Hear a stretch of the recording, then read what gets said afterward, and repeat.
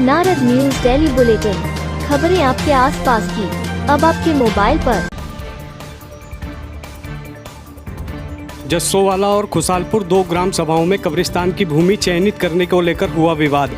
शासन द्वारा कब्रिस्तान की बाउंड्री वॉल के लिए मिले थे 28 लाख रुपए। बता दें कि विकासनगर तहसील के अंतर्गत खुशालपुर ग्राम पंचायत में कब्रिस्तान की बाउंड्री वॉल के लिए शासन द्वारा लगभग 28 लाख रुपए स्वीकृत हुए थे। लेकिन शासन द्वारा पैसा स्वीकृत तो हुआ, लेकिन कब्रिस्तान की बाउंड्री वॉल के लिए भूमि ही चयनित नहीं हुई, जिसको लेकर आज ग्राम पंचायत प्रधान खुशालपुर ने जिस जगह को कब्रिस्तान के लिए चयनित किया था वह जगह विवादों के घेरे में है, जिसे लेकर आज दोनों ग्राम पंचायतों में विवाद उत्पन्न हो गया।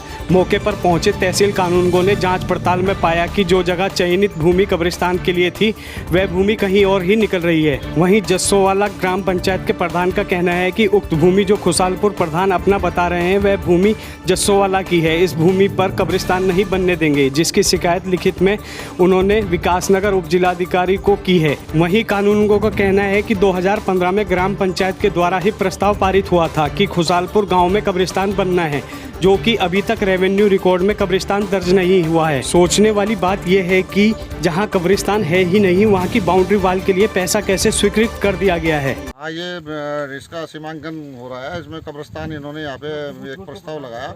एक पहले यहाँ हिंदुओं को बच्चों का कब्रिस्तान था, उसकी फरज लगाई, पैसा अल्पसंख्यक आयोग से स्वीकृत करा लिया, जो उन्हें अंधेरे में रख के पैसा स्वीकृत किया गया है, जबकि यहाँ कब्रिस्तान है ही नहीं। यहाँ पे तो बाउंड्री वॉल बना किस चीज़ की बनाएंगे बाउंड्री वॉल जब कब्रिस्तान है ही नहीं। बाउंड्री वॉल तो कब्रिस्तान की बननी है ना, कब्रिस्तान है ही नहीं। इस बात पे विवाद हो गया। ये हमारे नंबरों में आके कह रहे कि यहाँ पे हमारी ज़मीन है ग्राम समाज, इसलिए उसका डिमार्केशन के लिए पाईमाश चल रही है।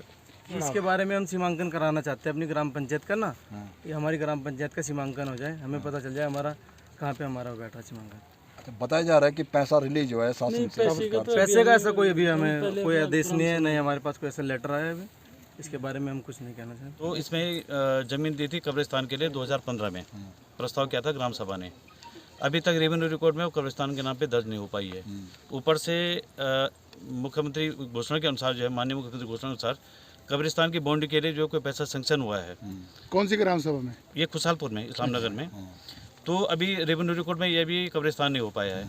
जो इन्होंने प्रस्ताव किया है 483 नंबर का, हम आज मौके पे आके 483 का चिन्हीकरण कर रहे हैं कि 483 की लंबाई चौड़ाई कितना है, जो है जो इन्होंने प्रस्ताव किया है। रविवार को कोतवाली क्षेत्र निवासी एक व्यक्ति ने पुलिस को तहरीर देकर बताया कि आरोपी आशु पुत्र कमलू निवासी डामटा सैयद थाना कालसी उसकी नाबालिग भतीजी को बहला फुसलाकर ले गया है। इस मामले में पुलिस ने आरोपी के खिलाफ अपहरण का मुकदमा दर्ज कर किशोरी को सोमवार को बरामद कर आरोपी को गिरफ्तार कर लिया। कोतवाल प्रदीप बिष्ट ने बताया कि किशोरी के बयान दर्ज कराए गए और मेडिकल रिपोर्ट में किशोरी से दुराचार की पुष्टि हुई है। आरोपी ने किशोरी को शादी का झांसा देकर उसके साथ शारीरिक संबंध बनाए। कोतवाल ने बताया कि आरोपी के खिलाफ दुराचार और पोक्सो एक्ट की धारा में भी मुकदमा दर्ज कर लिया है और आरोपी को मंगलवार को कोर्ट में पेश किया गया, जहाँ से उसे जेल भेज दिया है। चोरों ने हरबटपुर से डंपर चोरी कर लिया। मोहम्मद जावेद पुत्र मोहम्मद अहमद निवासी ओल्ड नेहरू कॉलोनी ने कोतवाली पुलिस को तहरीर दी। उन्होंने बताया कि देहरादून से चालक डंपर में सामान लेकर विकासनगर आया। चालक का घर हरबटपुर में है। चालक ने डंपर को हाईवे किनारे पार्क कर दिया। 2-3 दिन डंपर वहीं था, लेकिन अचानक 11 अक्टूबर को डंपर गायब हो गया। डंपर मालिक की तहरीर पर पुलिस ने अज्ञात के खिलाफ चोरी का मुकदमा दर्ज कर डंपर की तलाश शुरू कर दी है। सेलाकुई पुलिस ने इंदिरा अम्मा कैंटीन के पास सोमवार देर रात 3 संदिग्ध लोगों को पकड़ा। तलाशी लेने पर आरोपियों के पास से 21.85 ग्राम स्मैक और स्मैक बेचने से मिली 3,000 रुपए की नकदी बरामद की। पकड़े गए आरोपियों की पहचान गालिब पुत्र मीर हसन निवासी लक्ष्मीपुर, मुजम्मिल पुत्र मुख्तियार निवासी नवाबगंज बरेली यूपी व नाजिम पुत्र मुख्तियार निवासी नवाबगंज बरेली यूपी हाल किराएदार जमनपुर सेलाकुई के रूप में हुई।